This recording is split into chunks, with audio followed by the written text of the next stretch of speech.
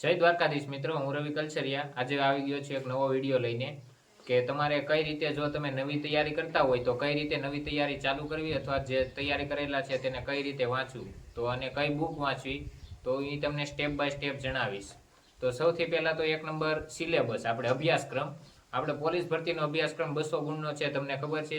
તમે જો તમારે આજુબાજુમાં ઝેરોક્સની દુકાન હોય તો તમે પ્રિન્ટ આઉટ કરાવી શકો છો અથવા તમારી રીતે લખીને પણ રાખી શકો છો। મેં લખ્યું હતું, તમને દેખાડો મિત્રો, જો આ આખો સિલેબસ મેં લખ્યો હતો। આપણે પછી કયા મુદ્દા કઈ રીતે લખવા તે આપણને ખ્યાલ આવે કે આપણે કઈ રીતે અને કયા કયા મુદ્દા વચાયા છે અને કયા કયા મુદ્દા આપણે રિવિઝન કરવાના છે। તો નંબર 2 કે આપણે કઈ રીતે કયા સબ્જેક્ટ વાંચવા જોઈએ। આપણે સિલેબસમાં ગણિત, રીઝનિંગ, ભૂગોળ, ઇતિહાસ, વારસો, કરંટ અફેર અને વિજ્ઞાન ટેકનોલોજી છે। તો આપણે જીકે, તો આપણે ડેઈલી તમને જો એવું લાગે કે એક એક વિષય કરવો છે, તમે આખા દિવસમાં કંટાળી ન જતા હોય તો એક એક વિષય કરવો જોઈએ। ધારો કે આજ ગણિત આપણે લીધું તો ગણિતના આપણે જે ટોપિક હોય અભ્યાસક્રમમાં એ પ્રમાણે આપણે લાઈનમાં કરી શકીએ, અથવા તો સવારે ગણિત, બપોરે બીજો વિષય, સાંજે પાછો બીજો વિષય, એવી રીતે પણ કરી શકો છો સ્ટેપ બાય સ્ટેપ, તમને જે રીતે અનુકૂળ પડે। હું ગમે તે સબ્જેક્ટ ન લેતો, 2-3 સબ્જેક્ટ એક દિવસના રાખતો અલગ અલગ, કારણ કે જો હું સવારે 8 થી 12 જતો વાંચવા ત્યારે એક સબ્જેક્ટ વાંચવાનો, અને પછી બપોરે આપણે જઈએ 2 થી 6 ત્યારે એક સબ્જેક્ટ વાંચવાનો, અને રાત્રે 8 થી 12 જઈએ ત્યારે એક સબ્જેક્ટ વાંચવાનો। 3 સ્લોટમાં હું રીડિંગ કરતો। તમે પણ એવી રીતે રીડિંગ ગોઠવી શકો છો। આપણે 4-4 કલાક, તો મિનિમમ 12 કલાક તો આપણને મળી શકે છે। તેમાં આપણે 12 કલાક પરફેક્ટ ન વચાય તો 10 કલાક તો પરફેક્ટ વાંચી શકીએ છીએ। અને જો તમે આજે વાંચેલું હોય અને એને તમારે કાલે પાછું સવારે મોર્નિંગમાં રિવિઝન કરવાનું, અને તમે જેમ બને એમ લખીને પ્રેક્ટિસ કરશો વાંચવાની, યાદ રાખવાની, તો તમને તે વધારે અનુકૂળ પડશે, કારણ કે મેં પણ એ રીતે જ કરેલું અને મને એનો ફાયદો પણ થયેલો છે। તો મિત્રો, ભાગ 3 તમે જોઈ શકો છો કે કઈ કઈ આપણે બુક લિસ્ટ વાંચવું જોઈએ। પહેલાં તો સબ્જેક્ટ ગણિત, ગણિત માટે આપણે એક તો યુવા, ભેંસકી પાઠશાલા, બકુલ સરનું અને વેબ સંકુલ, આ ત્રણેયની આ વેબ સંકુલ અને યુવાની પીડીએફમાંથી તમે પ્રેક્ટિસ કરો તો સારું, અથવા તો બુક લિસ્ટ તમે લ્યો એની બુક પરચેસ કરો ગણિત અથવા રિઝનિંગની, એ પણ સારું છે। ક્લાસ 1-2નું એડિશન છે આનું યુવાનું, એમાં રિઝનિંગ 1 નંબર આપેલું છે। ભેંસકી પાઠશાલામાં તમે કોર્સ લેવો પડશે તમારે, અને એની સર્વાંગ સંપૂર્ણ છે, તેમાંથી મેં કરેલું હતું। મારે તો તેની પીડીએફ હતી મારી પાસે, તો તેના લીધે મારે સારું પડ્યું હતું, મેં કોર્સ લીધો ન હતો, મેં તો આમને એમ તૈયારી કરેલી। અને વેબ સંકુલની પણ પીડીએફ બંને સારી છે, ગણિત અને રિઝનિંગની, તમે એ લઈ શકો છો। રિઝનિંગ માટે પણ સેમ ટુ સેમ ત્રણેય એ જ રહેશે। હવે ઇતિહાસ, વારસો અને ભૂગોળ, તમે 6 થી 10ની સામાજિક વિજ્ઞાન કરો, 11-12 ભૂગોળ ઇતિહાસ કરો, અથવા તો તમે યુવાની જે એનસીઆરટીના પાર્ટ 1-2 આવેલા છે, પાર્ટ 1 ભૂગોળ, ઇતિહાસ, વારસો છે, એ તમે લઈ શકો છો। તેમાં તમારે આ ત્રણેયનો સમાવેશ થઈ જશે, જીસીઆરટી, એનસીઆરટી અને બીજું યુવાનું જે અલગથી જે જેમાં ઇતિહાસ, વારસો અને ભૂગોળ આપેલું છે તે।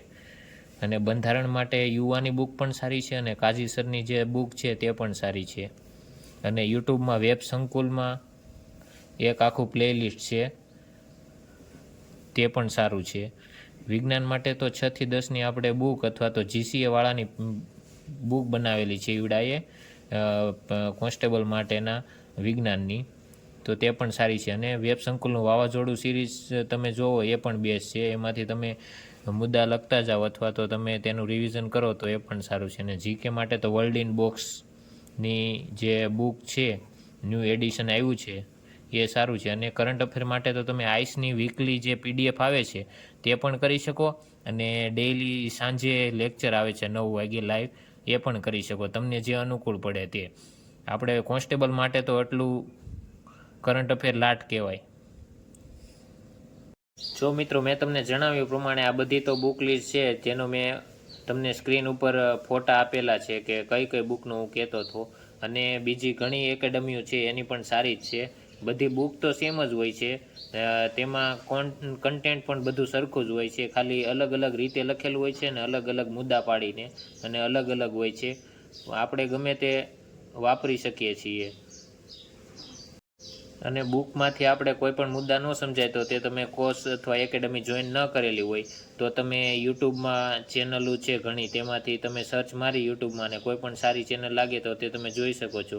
ધારો કે 6 થી 10નું સામાજિક વિજ્ઞાનનો કોઈ પણ મુદ્દો ન સમજાય તો જ્ઞાન લાઈવ એકેડમીમાં જયેશ સરની જે પ્લેલિસ્ટ છે 6 થી 10ની પાઠ્ય પુસ્તકવાળી, તો એ પણ આપણે જોઈ શકીએ છીએ. એમાં એણે સારી રીતે આપણને સમજાવેલું છે.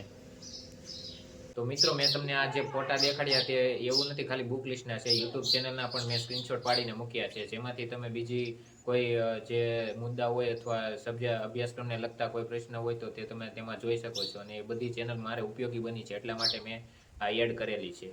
તો મિત્રો, એવું નથી કે આમાં આપણે ગણિત રિઝનિંગમાં નકરો બુક લિસ્ટે કાંઈ થશે. એમાં તો સૌથી વધારે પ્રેક્ટિસ જ કરવી જોઈએ છે, અને સૌથી વધારે પ્રેક્ટિસ કરશું તો એ જ આપણને ફાયદાકારક થાય છે. અને બીજા જે આપણે જે સબ્જેક્ટ છે એ બધામાં તો તમને ખબર છે વાંચવાનું અને લખીને અમુક ટોપિક હોય છે જે ન યાદ રહેતા હોય તો તે આપણે એવી રીતે વાંચી શકીએ છીએ. અને વારંવાર રિવિઝન કરવું પડશે. આપણે નવી બુક લિસ્ટ બદલાવ્યા કરીએ એમ નહીં હાલે. એકની એક બુક સૌથી વધારે વાર વચાશે, જેટલી વાર આપણી નજરની સામેથી જશે એટલી જ આપણે ઉપયોગી થશે. મિત્રો, મારા વિડીયોના અંત સુધી જોડાઈ રહેવા બદલ તમારો ખૂબ ખૂબ આભાર. અને તમને કાંઈ પણ પ્રશ્ન હોય તો તમે કોમેન્ટ કરી શકો છો. અને તમને વિડીયો સારો લાગ્યો હોય, ઉપયોગી થોડોક થયો હોય તો તમે મારી ચેનલ સબસ્ક્રાઈબ કરી શકો છો, લાઇક અને શેર પણ કરી શકો છો. Thank you.